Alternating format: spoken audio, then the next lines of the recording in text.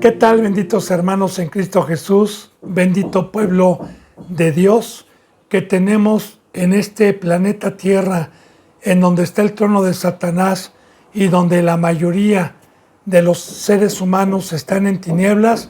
Tenemos el privilegio de Dios y de su Hijo Jesús por haber creído, de estar en la luz, de estar en la verdad, de tener vida y sobre todo vivir una bendita vida con propósito, sabiendo, bendito hermano y bendita hermana, que a todos los que hemos caminado y seguido este bendito camino, pues nos espera la vida eterna.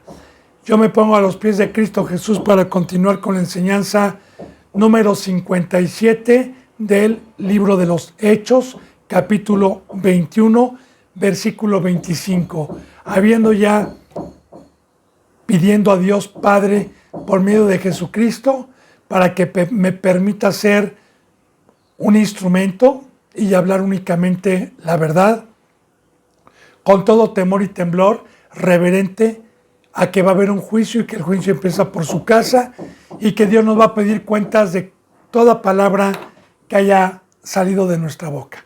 Así, con este temor me pongo a los pies de Cristo y de todo corazón, benditos hermanos y bendita hermana, todos los suscriptores, a todos los seguidores en México, en Estados Unidos, en Argentina, en Colombia, en España, en Brasil, en Perú, pues, y en todo lugar donde Dios permita llegar a esta bendita palabra, me pongo a los pies de Cristo Jesús y a los pies de sus ovejitas.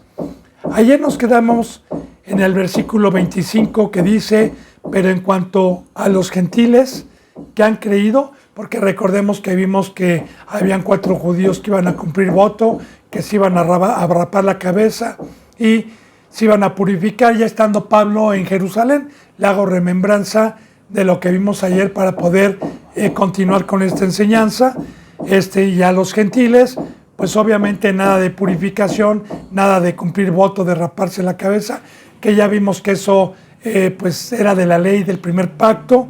Dice: en cuanto a los gentiles que han creído, nosotros les hemos escrito determinadamente que no guarden nada de esto del primer pacto. Solamente, y esto sí viene en el Nuevo Testamento, tanto para los gentiles que íbamos creyendo, que iban creyendo, como tanto para el primer pueblo que también iba creyendo, que se abstengan de lo sacrificado a los ídolos. Mire, bendito hermano y bendita hermana, este tema es muy profundo y muy mal comprendido el día de hoy. Déjeme hacer un resumen tranquilo para darle las 2 enseñanzas que hay aquí de no comer lo sacrificado a los ídolos. Bien, sabemos por la bendita palabra en Filipenses capítulo 3, que fornicación, que avaricia, todas esas cosas son idolatría. No está hablando de muñecos hechos por manos humanas, pero también quiero decirle que en muchas ocasiones en alguna fiesta, voy a poner un ejemplo, como los católicos, por ejemplo, o alguna otra fiesta en alguna boda, algunos 15 años, no sé, en cada religión hay una creencia y muchas veces en sus eventos hacen comida y sacrifican animales, pollos, guajolotes, reses, borregos, no sé, según lo que vayan a comer, pero no lo están haciendo para el Dios del cielo y de la tierra. Entonces, nosotros como representantes, primeramente, nos tenemos que abstener de, al menos que, como yo le decía el día de ayer, ¿verdad?, sea un hermano creyente que va empezando y me invite quizás a unos 15 años y pues ahora sí que sacrifiquen para la guadalupana o para otros dioses, pidiéndole perdón a Dios, pero no por pecador y no para convivir con ellos. Entonces, todo lo que se sacrifica de comida para comer en ese tipo de religiones que tienen otros dioses como nosotros los teníamos antes de ser cristianos, como lo dice en Efesios, que nosotros antes estábamos ajenos al Dios del cielo. Pues bueno, bendito hermano y bendita hermana, abstenerse de lo sacrificado a los ídolos es no participar de esa comida que se está sacrificando a un evento y a una religión que no es la del Dios de los cielos.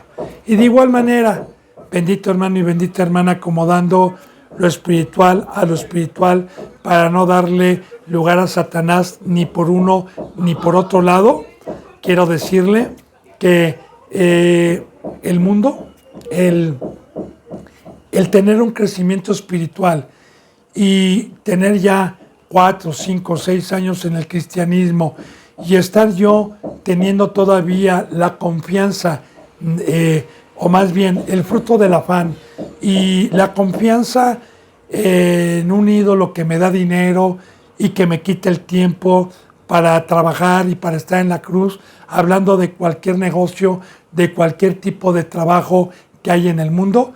Bíblicamente son ídolos, como ya lo hemos visto, son dioses.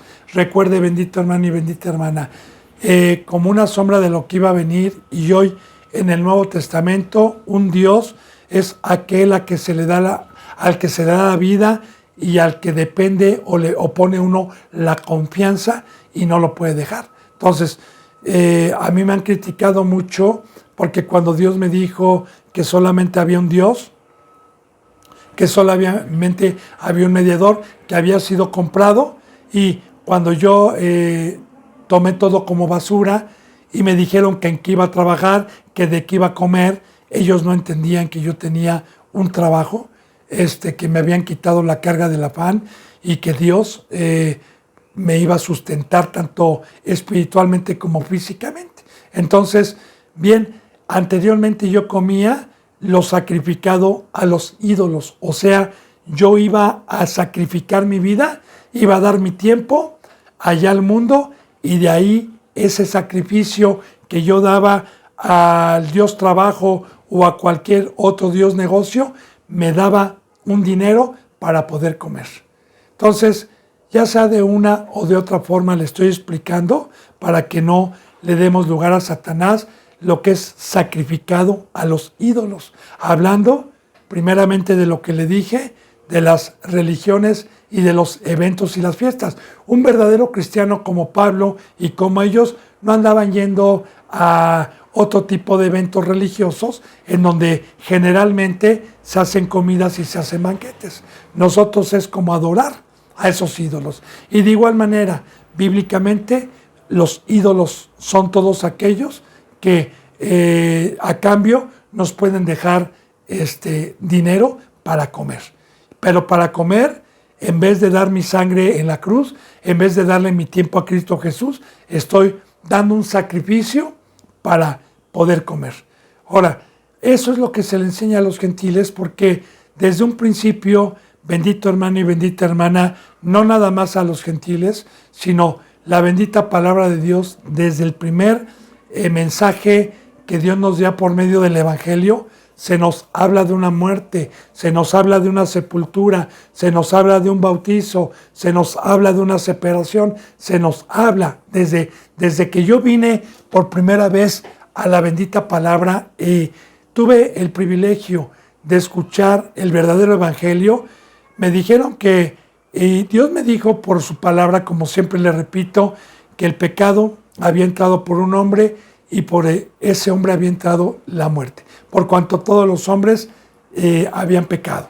Ahora, me dijo que todo lo que yo hacía era vano, que estaba muerto, que tenía que arrepentirme para que me resucitaran y tenía que separarme, y que viniendo a la palabra se me iba a dar el conocimiento de los mandamientos de Dios para que por fe fuera yo separándome mediante la palabra de todo lo que no es de Dios. Yo creí, lo fui haciendo así, y eso fue lo que me empezó a enseñar la bendita palabra, a no comer de lo sacrificado a los ídolos, a sacrificar mi vida a Dios, a darle mi vida a Dios, y a echar mano de esta bendita herencia que nos trajo, que es el campo, que es la obra, que es amar a Dios y amar al prójimo.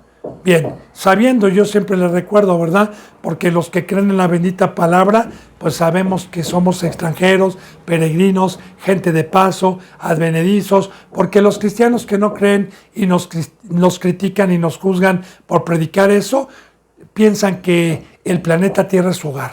Piensan que aquí se tienen que deleitar, piensan que no hay un juicio, piensan que no hay una vida eterna y pierden el tiempo en el mundo. Entonces, esto es para los que tienen fe, esto es para los que han creído. Entonces, esto se le tiene que enseñar, bendito hermano y bendita hermana, a cualquier persona que va creyendo, porque aquí está hablando de los gentiles que iban creyendo.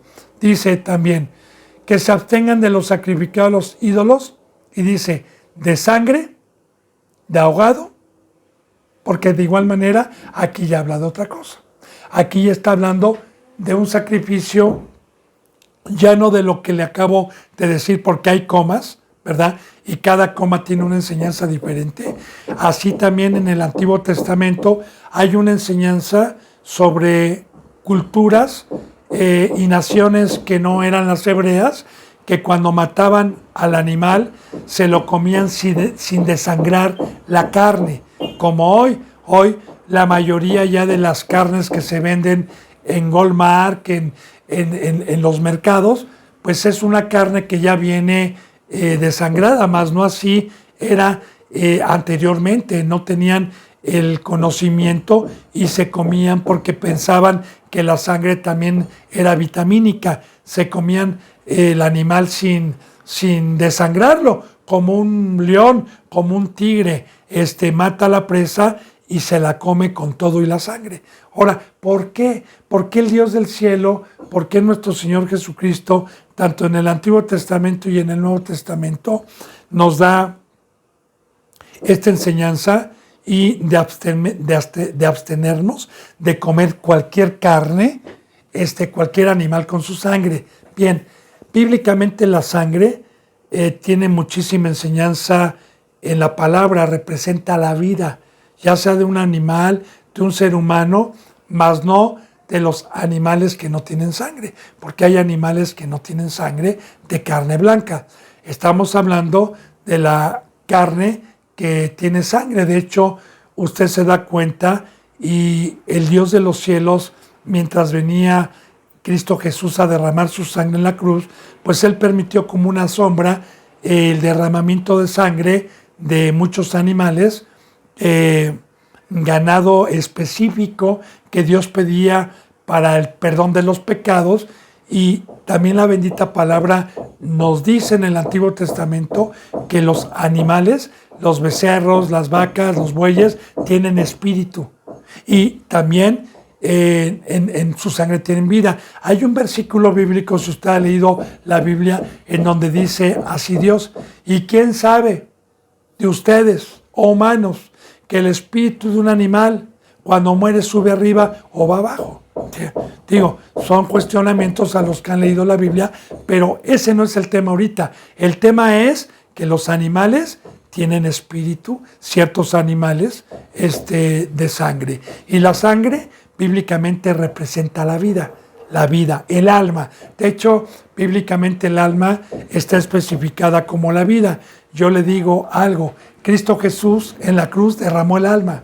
O sea, derramó su sangre, derramó su vida para todo aquel que en él creyera fuere purificado mediante su sangre. Bien, Dios desde un principio era enemigo de sacrificios, era enemigo de derramamiento de sangre. No, Dios no es un Dios que le guste el derramamiento de sangre, sino Dios es un Dios que hizo un plan perfecto para nosotros en el Edén, que si Adán y Eva no hubieran pecado, nosotros los que estábamos predestinados desde antes de la fundación del mundo, hubiéramos nacido en el Edén sin pecado como seres espirituales y hubiéramos tenido una preparación para ir a la vida eterna, pero muy diferente. No hubiera tenido que venir Cristo a derramar su sangre.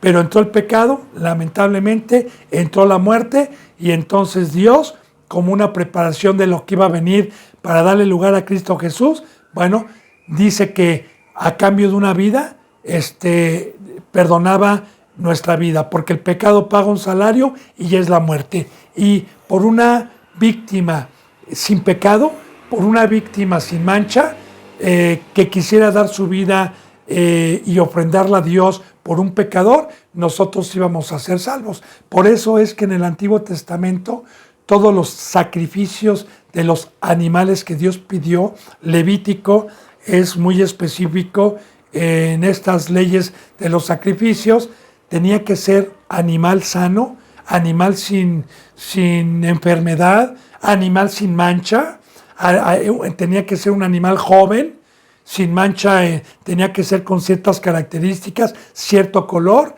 ya representando como una sombra que el cordero que Dios puso fue sin mancha, fue joven y fue puro, ya como una sombra. Entonces, Dios aborrece el derramamiento de sangre también, inocente, como la de Abel y Caín. De hecho, desde que entró el pecado también, el primer sacrificio que hizo Dios, lo hizo en los tiempos de Adán y de Eva, para vestir a Adán y a Eva cuando estuvieron desnudos, todo con una enseñanza simbólica. Fue el primer derramamiento de sangre. De ahí, entonces Dios aborrece que comamos sangre nosotros, porque la vida está en la sangre, la vida de un animal, y está prohibido. También en Levítico hay una enseñanza para que aquellos hombres, cuando fueran a comer carne, tenían que desangrar el animal y tenían que invertir la sangre en la tierra y luego enterrar, echar tierra en la sangre, y claro, que pedirle permiso a Dios cuando iban a comer un animal y desangrar para comer su carne. Entonces, por eso es, bendito hermano y bendita hermana, que Dios, tanto en el Antiguo Testamento como en el Nuevo Testamento, nos abstengamos de comer carne, de comer sangre, porque la sangre representa la vida. Ahora, ya en esto de enseñar a los gentiles de abstenerse de sangre de ahogado, que son sacrificios, es que nosotros no podemos comer la sangre del animal ni beberla. Como muchas veces aquí en México, en España, no sé en otros lugares, pero mucha gente bebe la sangre de los toros y de otros animales, pensando que hay vitalidad, pensando que hay fuerza. Claro, están engañados, ¿verdad? Esa es una sabiduría del mundo, pero nosotros, con el conocimiento que tenemos, nos abstenemos de todo ese tipo de costumbres que muchas veces hay en el ser humano por ignorancia, que yo no juzgo a nadie que no tenga el conocimiento, pero sí a los que tenemos el conocimiento. Y recuerde, bendito hermano, que en cada mandamiento hay un razonamiento. Este razonamiento que Dios me está permitiendo explicar bien en la Biblia. Lo que yo le dije de la sangre, el por qué no comerla, es porque es una vida, ¿verdad? Y solamente para poder comer su carne y sepultar la sangre, solamente así Dios permitía. De igual manera, hay una cita bíblica en donde dice la palabra que todo lo que se vende en la carnicería, ya en el Nuevo Testamento, claro, lo podemos comer. Más si el primer pacto, los judíos que estaban en contra de Pablo, que decían que él enseñaba a apostatar de la ley de Moisés y enseñaba a que no guardaran los cultos. Claro que en el Antiguo Testamento habían ciertos animales de que la carne no se podía comer, aunque estuvieran desangrados. Yo le hice la vez pasada, creo que ayer o antier, una remembranza, un resumen del por qué. Y por qué en este nuevo pacto sí podemos comer ya de todos los animales sin cargo de conciencia.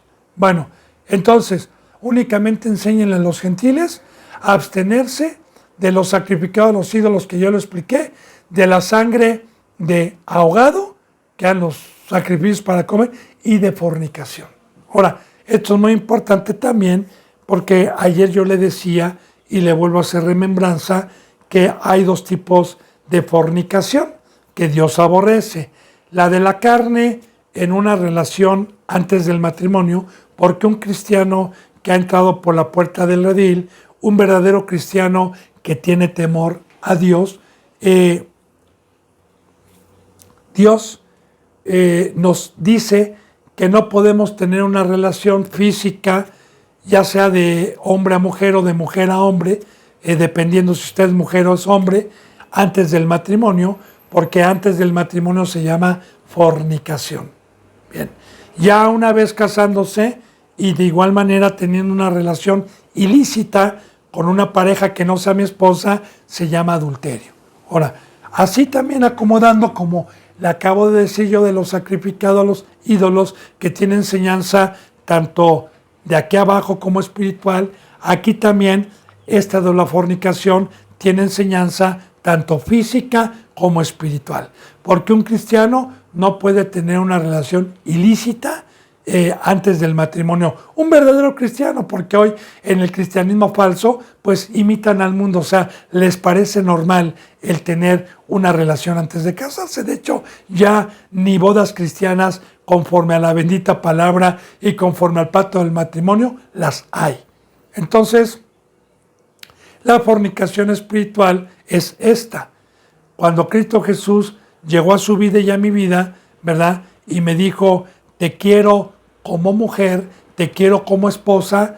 En el momento que yo dije sí, no me hizo su esposa, me dio las arras del Espíritu Santo, que para que me pueda entender como una parábola, es el anillo. Cuando a alguien le gusta una mujer y quiere comprometerla, se le pone un anillo con un solitario, con un brillante, ¿verdad? Para decir, ya estás apartada, ya estás pedida, ya te puse mi anillo, que el anillo pues representa un círculo donde no hay salida ya en ese compromiso, en ese pacto, ¿verdad? Entonces se nos pone, y yo como discípulo tengo que guardarme de ir con el otro señor, de ir con el mundo, porque una persona que se le pone un anillo de compromiso y que ya está pedida para casarse en 2 o 3 años, no lo sé, ¿verdad? Esto aquí en México y en muchos países es común,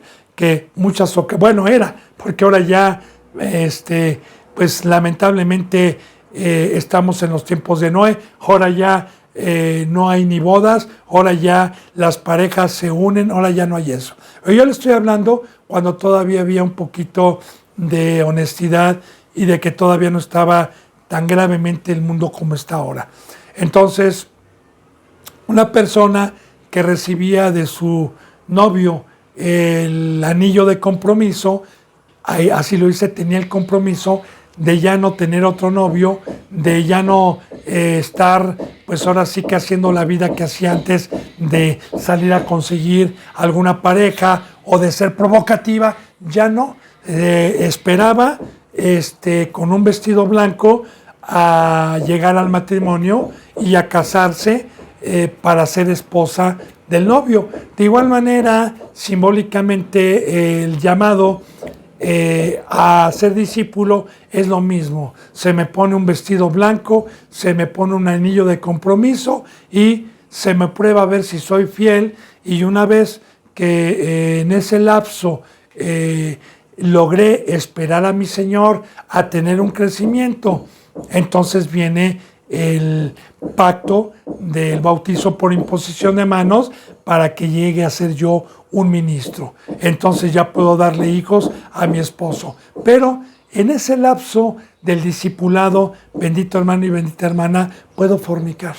Ya si llego a ser ministro, y como ahorita su servidor ya tiene, por la gracia de Dios, un tiempo de servir a Dios, si yo regreso al mundo o si yo le hago caso a Satanás, yo adulteraría. Pero un discípulo que tiene las arras y está en la carrera a ver si llega al premio que es el ministerio, bueno, pues si él falla, si él le hace caso a Satanás, entonces se llama fornicación.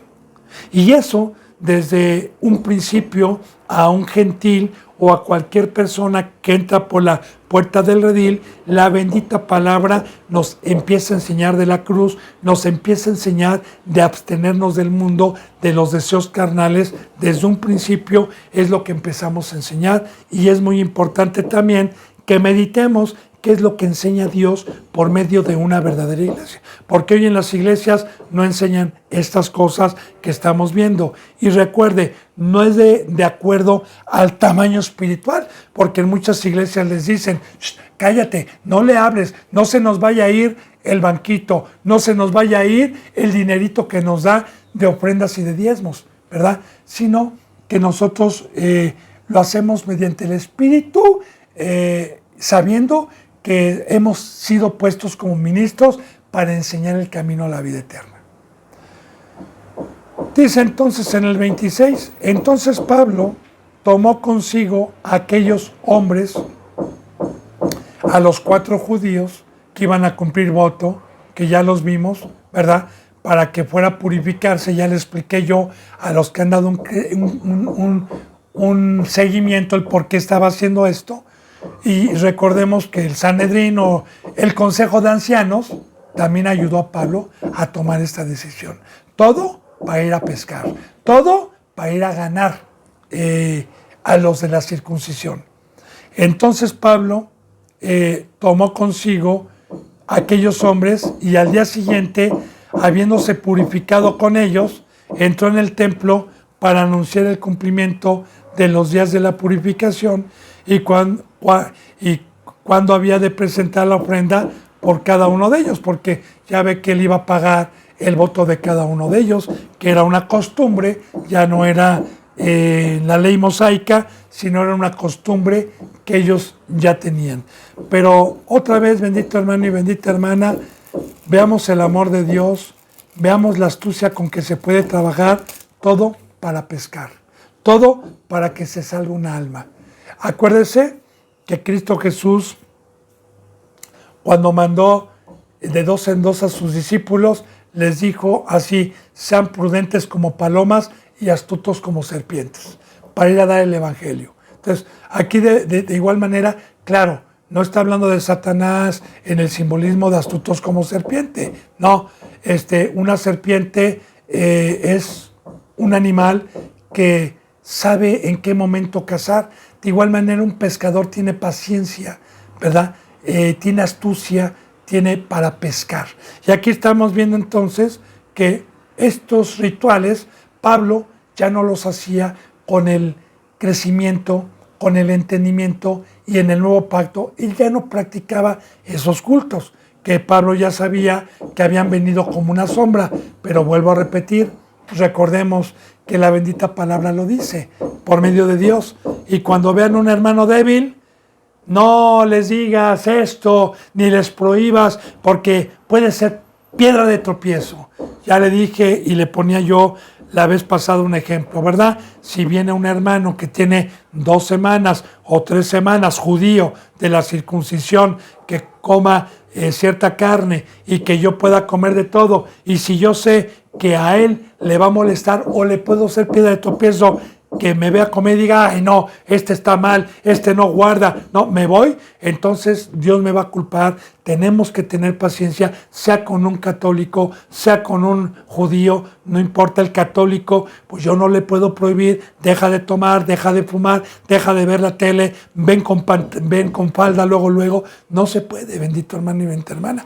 Debemos de ser astutos, debemos de ser pacientes, debemos de hacernos a veces, como dice la palabra, pecadores a los pecadores para ganar a los pecadores. Entonces, Pablo lo estaba haciendo, por eso se purificó, ¿verdad? Habiéndose purificado con ellos, porque Pablo ya estaba purificado, no pecaba, entró en el templo. Yo ayer le hablé un poquito de la purificación que se hacía como una sombra de lo que iba a venir.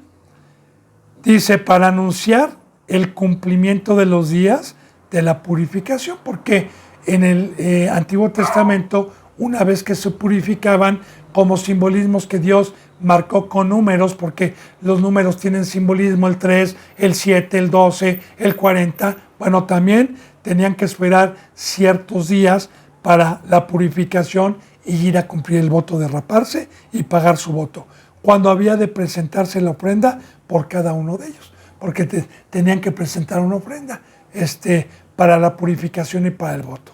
Bueno, pero cuando estaban para cumplirse los 7 días, que eran los días que señala la bendita palabra para la purificación, unos judíos de Asia, al verle en el templo, y recordemos, de Asia, recuerde, bendito hermano y bendita hermana, que habían judíos de Asia, de Europa, de todas partes, porque recuerde que Pablo aprovechó para subir en la fiesta de la Pascua, que yo le decía hace 1 o 2 enseñanzas que Pablo estaba aprovechando esa fiesta porque sabía que todos los judíos que estaban dispersos por todos lados, bajaban, la mayoría, el 90 y tantos % bajaba, si no es que todos, ¿verdad? Bajaban a esa fiesta y se llenaba el templo. Por eso yo le decía ayer que Pablo iba a la boca del lobo.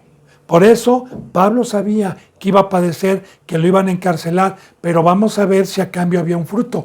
Yo le digo, bendito hermano, y le voy adelantando, bendita hermana, que sí hubo judíos que creyesen, sí hubo judíos que creyesen poco, la minoría, pero aunque no hubieran creído y Pablo hubiera muerto y murió por el evangelio, ¿hubiera dado un fruto? Sí, el fruto es que Dios tiene el día de mañana con qué juzgar a todos aquellos a que se les predicó, a todos aquellos que se les rogó, a todos aquellos que tuvieron la ley y que con la ley se les trataba de despertar en amonestación y fueron endurecidos por el pecado y se burlaron y fueron instrumentos del diablo para ir en contra de las cosas de Cristo. Claro que Dios va a tener ya con qué juzgar el día de mañana, porque Dios es un Dios justo. Si hay lago de fuego y hay vida eterna, créame, bendito hermano y bendita hermana, que en el lago de fuego no va a haber nadie con injusticia. Todos los que estén es porque se lo merecieron,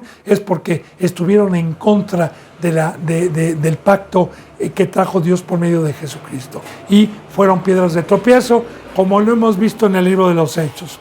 Así que miren, vinieron unos judíos de Asia y al verle en el templo, alborotaron a toda la multitud y le echaron mano. Otra vez, recuerde que yo, cada que llegamos a un versículo donde habla de alboroto, donde habla de contradecir, donde habla de confundir, recuerde que estamos viendo en toda la Biblia, pero especialmente en este bendito libro, el fruto que hay de Satanás y de Dios. Porque quiero decirle que los griegos, los romanos, pues no hacían caso, hermano, no les importaba. Entonces, ¿por qué de igual manera hoy? También se lo digo, yo no tengo problemas con mi vecino, no tengo problemas con mi vecina, me saludan muy bien, respetan mi religión, pero los que se dicen cristianos hoy, ¿verdad?, que profesan conocer a Dios, pero son de carne, son los que rechinan dientes, son los que están molestos, son los que me señalan. Entonces, ya hemos visto que Dios profetizó desde el Antiguo Testamento 2 pueblos, uno del diablo, de la serpiente, y otro de la mujer, otro de Eva. Y sí, yo siempre le voy a recordar, bendito hermano y bendita hermana, que todo aquel cristiano que entró por la puerta del redil, que creyó en el evangelio, pero que después regresó a Egipto, o como el perro, el proverbio, el vómito, o como la puerca, bíblicamente su postrer estado pasa a ser peor que el primero. Dios lo entrega a la inmundicia, lo entrega al opositor, y claro que ellos no se dan cuenta, porque así dice la bendita palabra en Pedro, les viene una destrucción repentina y les entra un espíritu de estupor para que crean en la mentira y para que crean que son cristianos. Y Dios los deja con un velo creyendo que están en la verdad. Por eso a mí me espanta. Yo tengo horror de eso. Bendito hermano, este pacto es de perfección. Entonces, aquí está el fruto del enemigo contra el amor contra Cristo y contra el Espíritu Santo, porque ya vimos que Pablo traía a Dios y las palabras que hablaba eran de Dios. Entonces, alborotaron. Pablo iba a dar un fruto, Pablo estaba aprovechando para dar el evangelio, y mire, Satanás sabía perfectamente bien a lo que iba Pablo y inmediatamente alborotaron a toda la multitud. Ahora, ahí está, había una multitud. Ya estaban los días para la Pascua. Y le echaron mano. Ahora, 28, dando voces, y así decían: varones israelitas, ayudad. Este es el hombre que por todas partes enseña a todos contra el pueblo. Mucha atención y mucha atención. Porque a mí me han dicho eso muchas veces, que yo estoy en contra de todos los grandes apóstoles y todos los grandes pastores y todas las grandes congregaciones que hoy hay, ¿verdad? Y aquí es lo mismo exactamente y siempre ha sido lo mismo. Recuerde, en todos los tiempos, bendito hermano y bendita hermana, siempre ha sido un remanente muy pequeño el que ha conocido la verdad. En todas las generaciones, en todos los tiempos. Claro que hoy estamos en la apostasía y es peor, pero desde que estaba Cristo, ¿cuántos creyeron?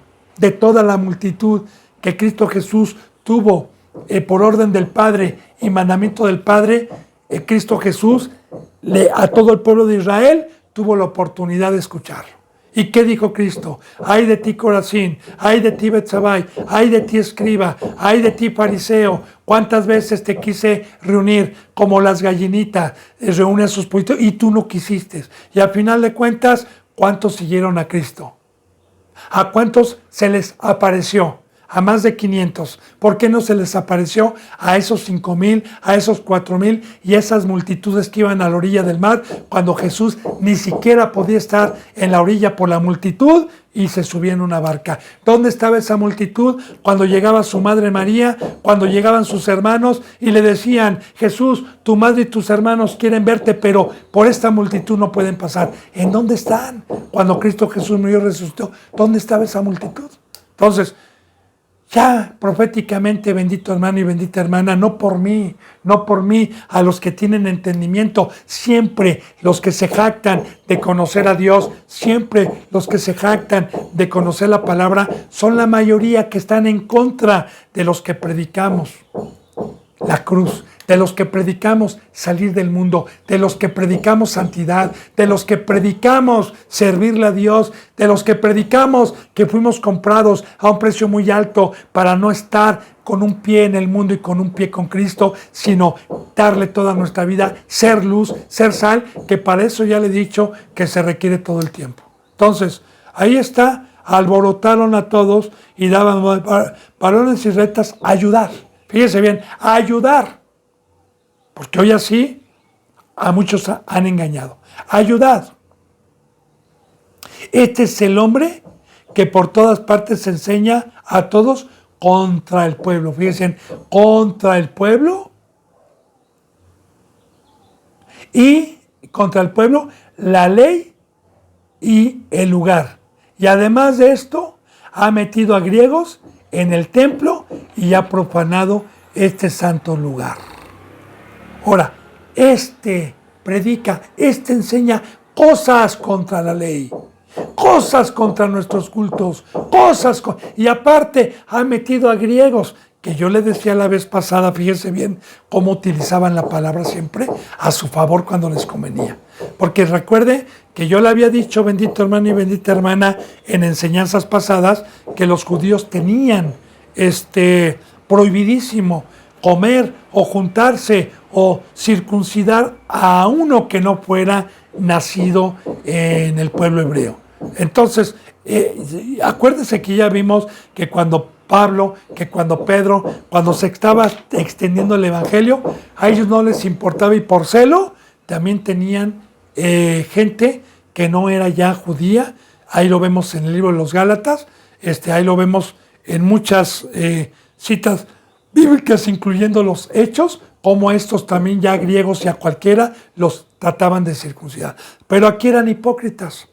Aquí aparentaban en la fiesta de la Pascua, cuando se juntaban todos, aparentemente guardar la ley. Aparentemente como los fariseos. Aparentemente guardaban la ley porque dice la palabra que ellos colaban hasta el mosquito cuando se congregaban, que limpiaban y relucían la copa y usaban sus flecterías, ¿verdad? Que se ponían los sacerdotes y parecían intachables. Pero ¿qué les decía Cristo? Hipócritas. Ustedes hacen todo esto para ser visto por los hombres, pero son los hipócritas. Entonces, ellos también lo hacían, pero fíjese bien, bendito hermano y bendita hermana, entonces, dice, por todas partes se enseña a todos contra el pueblo, contra la ley y contra este lugar. Y además de esto, ha metido a griegos en el templo y ha profanado este santo lugar.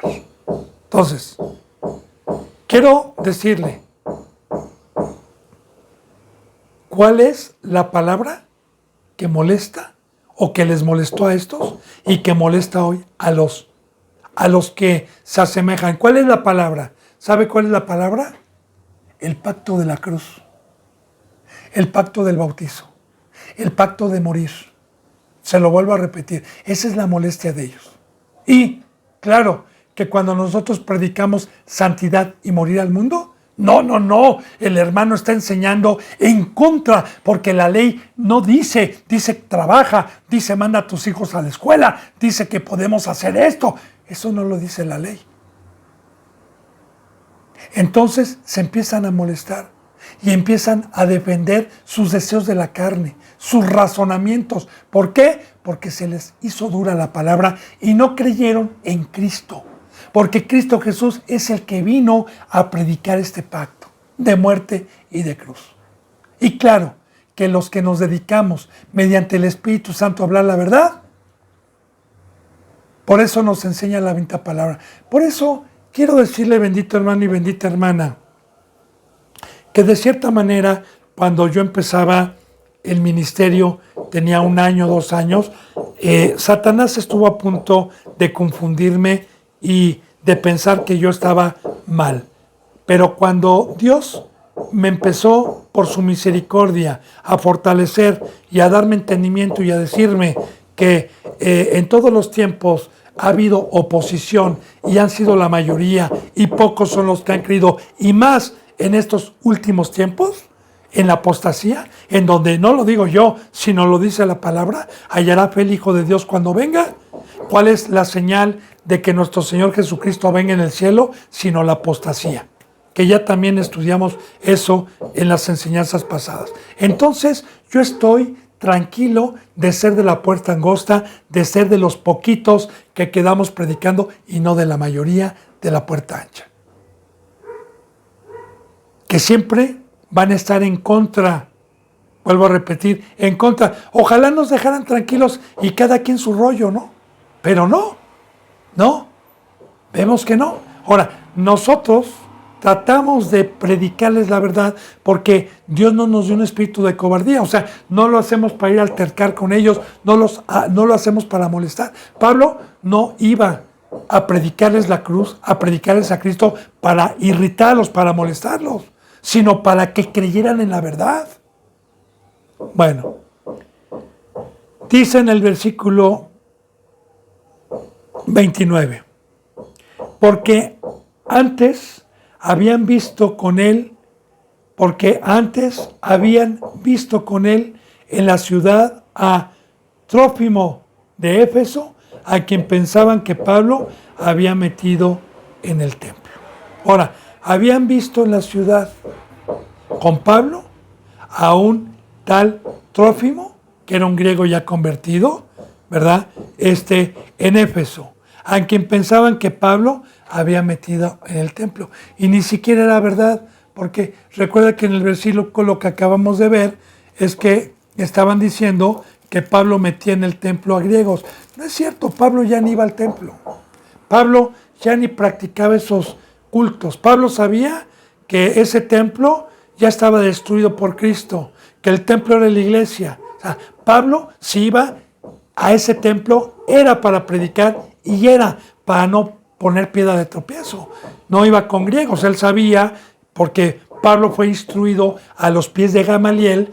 Pablo era un hombre muy docto antes de ser cristiano en el primer pacto y sabía perfectamente bien lo que era pecado. Entonces, acuérdense que acabamos de ver que Pablo se purificó, que Pablo iba a pagar el voto de estas personas para ganar a los judíos. Ahora imagínense si Pablo iba a hacer eso, si iba a traer a griegos para meterlos al templo y para hacer piedra de tropiezo. Entonces estaban blasfemando y estaban inventando. Porque fíjense bien, una cosa es testificar y otra cosa es pensaban. Ahora, muy importante porque ellos estaban transgrediendo la ley del primer pacto. Le voy a decir por qué. En el primer pacto, bíblicamente, Dios dijo que si yo veía a mi hermano pecar, y lo veía, entonces fuera y lo exhortara, fuera y le dijera, o si no le dijera, al sumo sacerdote. Y había una ley, había un tiempo de jueces, había un tiempo, pero sí me constaba. Si no, y también, si íbamos a ir con un juez de aquel entonces, con un sacerdote, tenía que haber por lo menos 2 testigos oculares que les constara el pecado.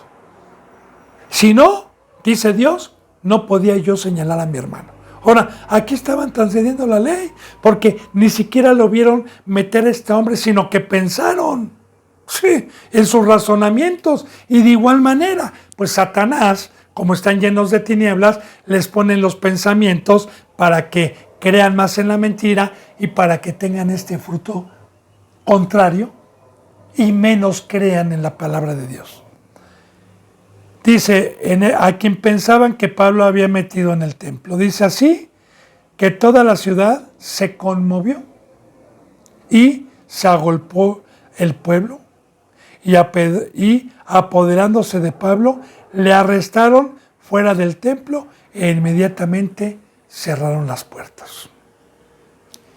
Profecía cumplida. Recordemos ese varón que llegó a una de las últimas ciudades donde Pablo estuvo, que le quitó la cinta que traía, se la puso en las manos y le dijo, así harán con el dueño de este cinto, y que le rogaban los hermanos que no bajase, que no subiese, que no fuese, y que él dijo que él no iban a volver a ver su rostro, que él estaba dispuesto a dar la vida y a hacer todo por ir a salvar. Y aquí vemos el amor de Dios, bendito hermano y bendita hermana, porque si Pablo estaba dispuesto a padecer todo esto y a sufrir todo esto, era, como yo le decía, por algunos cuantos, porque la mayoría no creyó. Pero como yo le daba testimonio, la presencia de Dios, el fruto de Dios, es que una ovejita, por uno que se arrepienta, vale mucho para Dios. Este es el sentir de Dios.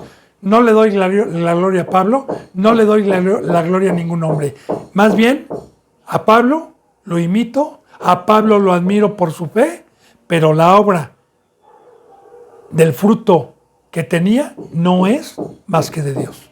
Es muy importante. Recordemos, no se le olvide, estamos viendo el fruto de Dios y el fruto del adversario. Estamos viendo la batalla que nosotros tenemos por dar amor. Y sí, bendito hermano y bendita hermana, le pongo una parábola, le pongo un ejemplo para que podamos entender el amor de Dios y la oposición. Mire, un ejemplo que le voy a dar. Supongamos que usted vive en un bosque donde no tiene familia, la perdió, no tiene amigos, no tiene a nadie. Y usted vive solo en un bosque, fuera de la ciudad, totalmente fuera de seres humanos. Usted vive solo. Y pues usted a través del tiempo empieza a hacer una amistad con los conejitos o los conejos que habitan en el bosque, y después de años se vuelve amigo de ellos, pero no se puede comunicar con ellos. Simplemente hacen una amistad, ¿verdad? Y usted sabe que ese bosque en 2 meses fue vendido y que va a llegar una constructora a destruir todo y a construir casas y edificios. Y usted sabe el peligro que están los conejitos, pero ellos, usted va y les dice o les trata de explicar y ellos no entienden.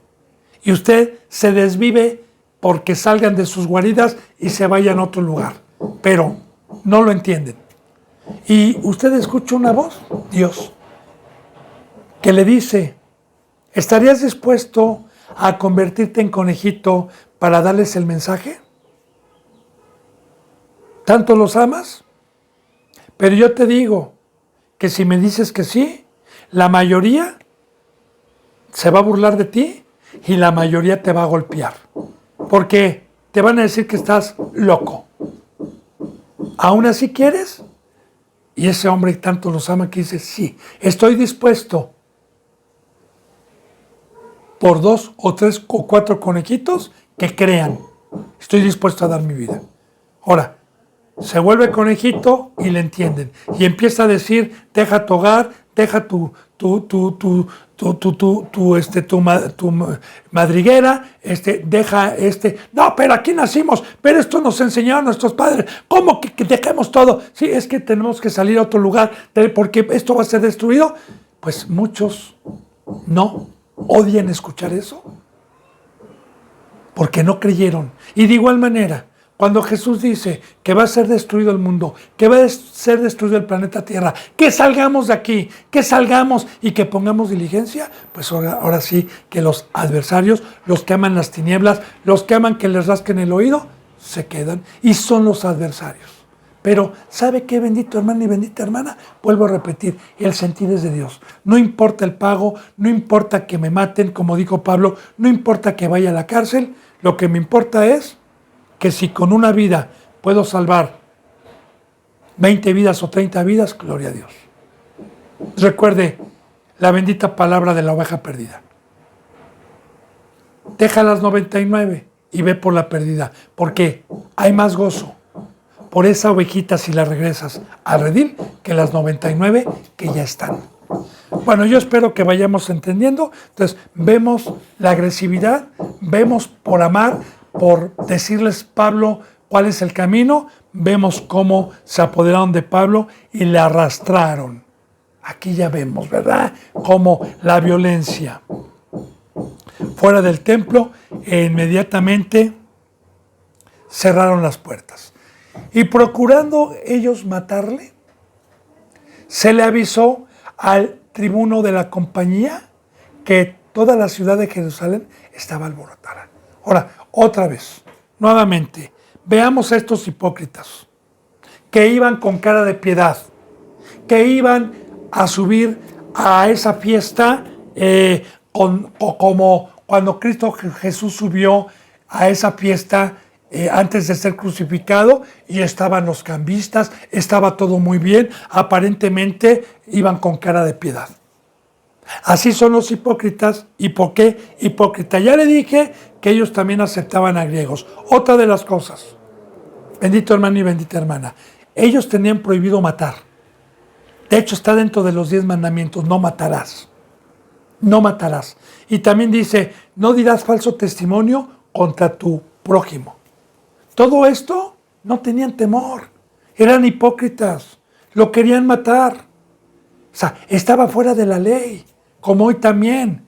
La mayoría de los que atacan, yo les digo: enséñame la Biblia, ¿estás entendiendo tú la Biblia? No, puro palabrerío, ¿verdad? Entonces, lo querían matar. De igual manera, recuerde, bendito hermano, en los tiempos de Cristo, se jactaban y profesaban ser doctores de la ley y engañaban a mucha gente, pero ¿cuántas veces quisieron matar a Cristo? ¿Cuántas veces se reunían para blasfemar, para decir falso testimonio y transgredir la ley que ellos mismos enseñaban? ¿Qué dijo Cristo Jesús? Vayan y escuchen la ley, pero no hagan como ellos porque son hipócritas. Bueno, entonces procuraban ellos matarle ya, ¿verdad? Se le avisó al tribuno, a la autoridad que estaba ahí. Recordemos que estaban bajo un imperio que era el imperio romano, y que ellos no podían también transgredir una ley, aunque a veces la transgredían, como lo hicieron con Esteban. Con Jesús tenían temor y miedo, porque si hacían ellos con su propia ley y matarlo, estaban en peligro de que el gobernador o el César los juzgara por tomar decisiones que no les correspondía porque estaban bajo un imperio romano. Entonces, bien, se le avisó al tribuno de la compañía, porque así se llamaban compañías, que estaba en toda la ciudad de Jerusalén, que estaba alborotada. Dice, tomando luego soldados y centuriones, corrió a ellos, y cuando ellos vieron al tribuno y a los soldados, dejaron de golpear a Pablo. Ya le dije el porqué. Bendito hermano. Claro que vamos a meditar. Todo esto estaba de la mano de Dios. Porque yo le decía la vez pasada que cuando uno termina la carrera, cuando uno terminó ya el trabajo, Dios nos da un reposo, no importa de qué manera se nos pare el corazón. Claro, la mejor manera como un siervo de que Dios nos pueda parar el corazón es morir dando testimonio por el Evangelio. Es lo mejor, ¿verdad? Todo era de la mano de Dios. Ya Pablo había sido utilizado por Dios para trabajar en Asia, en Europa, y llevar el Evangelio a muchos lugares. Pero todavía no terminó su carrera, porque todavía vamos a ver en el libro de los años, en el libro de los Hechos, cómo duró muchos años en cautiverio, de lugar en lugar, pero siempre dejando un fruto y siempre dando palabra. Entonces, ya lo querían matar.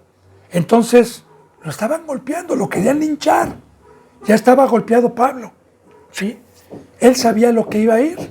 Y recordemos, como yo le dije, Dios no nos ha dado un espíritu de cobardía, bendito hermano y bendita hermana. Y nadie nos va a hacer callar el mandamiento que tenemos por Dios. Nadie nos va a separar de la fidelidad y del amor de Dios. Porque aquí Pablo, ni tribulación, ni amenazas, ni oposición lograban quitar la fidelidad y el pacto que tenía Pablo de Dios, y porque lo había puesto de decir la verdad y de honrar a Dios y a Cristo Jesús. Ahora, lo dejaron de golpear cuando vieron a los centuriones, cuando vieron a la compañía que estaba a cargo en esta región de la vigilancia para que no hubiera precisamente disturbios, las autoridades de Roma. Le dejaron de golpear porque sabían perfectamente bien que si no los iban a prender y era cárcel, y los iban a jugar. Entonces, llegando el tribuno, le prendió y le mandó atar con 2 cadenas a Pablo, el tribuno, porque ellos no sabían, ¿verdad? Se dieron cuenta que el alboroto era por él. Le mandó atar y preguntó quién era y qué había hecho. El tribuno le dijo, ¿quién eres tú y qué hiciste? Porque generalmente estos alborotos que hubo en Jerusalén, en este templo, y sobre todo en fiestas, solamente 2 ocasiones hubo estos disturbios. Uno con Cristo Jesús, pero no tan grande, cuando volteó la mesa de los cambistas, ¿verdad? Porque ahí no procuraban matarle, y esta vez que Pablo estuvo. Entonces, claro que a las autoridades se les hacía raro que en una fiesta que era de adoración y de agradecimiento y de no transgredir la ley, porque fíjese bien, hasta en eso nos ponemos a pensar y me pongo a meditar. Esa fiesta de la Pascua era para recordar de dónde nos había sacado Dios, ¿O de dónde los había sacado? De Egipto. Y hacer frutos dignos de arrepentimiento con lágrimas, porque esa era la fiesta, y no pecar. Pero aquí era todo lo contrario. Entonces, váyase dando cuenta cómo eran hipócritas. Como hoy, bendito hermano y bendita hermana, en la mayoría de las congregaciones van con cara de piedad, van, hermano, la paz sea pero cuando no los ven, son una bola de pecadores, hipócritas. Entonces le prendió y le mandó a andar con él, preguntó qué era lo que había hecho y quién era, porque se le hizo raro este fruto. Pero entre la multitud, unos gritaban una cosa y otros otra, como no podía entender nada de cierto a causa del alboroto, le mandó llevar a la fortaleza. Así como en Éfeso hubo gran disturbio, ¿verdad? Aquí también, pues imagínense la multitud, ¿verdad? No dejaron contestar a Pablo, unos gritaban una cosa, otros gritaban otra cosa, unos gritaban, crucifíquenle, igual que a Cristo, mátenlo, otros decían no, y había y no entendían el cinturón. Entonces, ellos lo llevaron a la fortaleza, ¿verdad? Para que no tocaran su vida, para guardarlo y juzgarlo conforme a la ley de los romanos. Al llegar a las gradas, que así se llamaba la fortaleza, aconteció que era llevado en peso por los soldados a causa de la violencia de la multitud. Se le iban colgando, o sea, y vea, otra vez, bendito hermano y bendita hermana, lo que estamos aprendiendo es el fruto del diablo, el odio, cómo iban a arrastrar, cómo iban colgándose, cómo iban el peso y cómo iban con violencia, y ni aun los soldados podían detener esa furia. Estamos viendo, ¿verdad? Al llegar a las gradas, aconteció que era llevado en peso. Lo jalaban por los soldados. A causa, lo cargaron. De plano tuvieron que cargar a Pablo, los soldados, a causa de que lo iban golpeando y lo tuvieron que cargar para guardarlo. Dice, porque la muchedumbre del pueblo venía detrás gritando, muera. ¿No le parece familiar con Cristo? ¿No le parece familiar cuando por amor Cristo Jesús les dijo, ¿por qué vienen a prenderme como si fuera un malhechor con palos? ¿Por qué vienen a prenderme con espadas? ¿Que no en todo momento estuve sanando enfermos? De igual manera, vuelvo a repetir, grábeselo, estamos viendo el fruto de Satanás por medio de seres humanos ciegos. Que por amar y por decir la verdad, hay este fruto en contra de los que se predican a Cristo Jesús. Y hoy sigue siendo lo mismo, bendito hermano y bendita hermana, claro, Jesús dijo muy claramente que el mundo nos iba a aborrecer y que si a Él lo habían aborrecido, cuánto más, siendo el Señor, cuánto más a nosotros. Recuerden lo que ya vimos, lo que yo le digo, bienaventurado el que es perseguido, bienaventurado el que lo blasfeman, bienaventurado el que dicen toda clase de mal contra él, porque su galardón es grande allá en los cielos. Entonces, bendito hermano y bendita hermana, se me ha ido la hora, la enseñanza número 57. Si Dios lo permite, mañana continuaremos con la enseñanza número 58. Que la gracia y la paz estén con todos ustedes. Les mando un abrazo y el beso del óculo santo. Gracias.